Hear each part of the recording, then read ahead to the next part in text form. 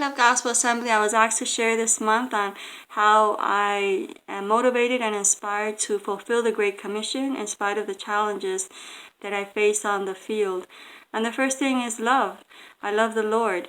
John 14:15 says, if you love me, you will obey what I command. And verse 21 says, whoever has my commands and obeys them, he is the one who loves me. And I want to demonstrate my love for the Lord by walking in obedience to his commands.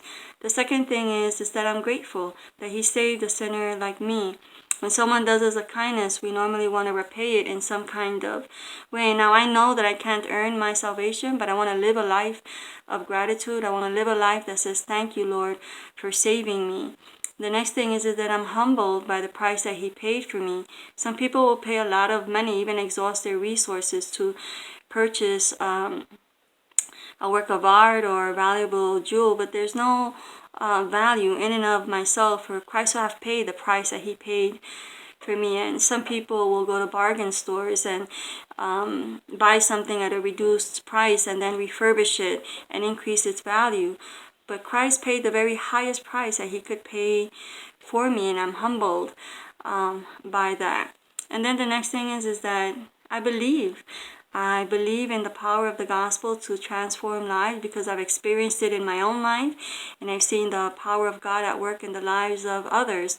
The gospel is no gimmick. It's not like some TV commercials that will introduce a product saying that it's going to revolutionize your life and then it does it. No, the gospel truly revolutionizes lives. I'm reminded of a believer who lived some distance from us who made a decision when he became a believer that he wasn't going to drink or make masato. Masato is that fermented drink that is very much a part of the Ashenica culture, and it's available at every birthday party, every anniversary party, every soccer game, and every school activity. And in fact, parents are expected to provide the masato for school events. And he said that he wasn't going to, and they fined him, and then they fined him again. So he paid twice for not making masato, but that is his conviction in the Lord.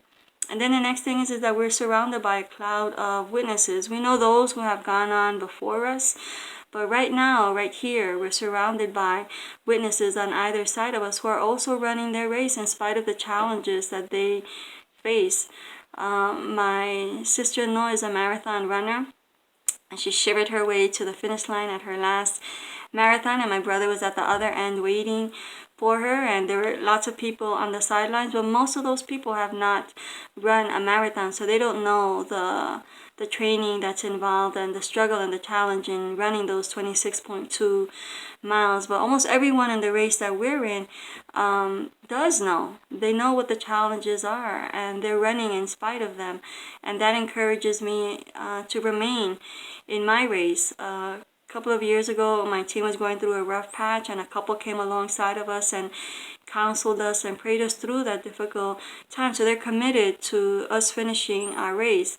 And I've had the privilege of encouraging some young single women in their race, and I'm encouraged by the things that I see God doing in them and through them because they've committed to staying in the race. And so we each have our own individual race, but we're all running together, and we need each other to encourage one another to finish our respective races. And then the next thing is that he's with me. Matthew 28:20 says, and surely I am with you always to the very end of the age.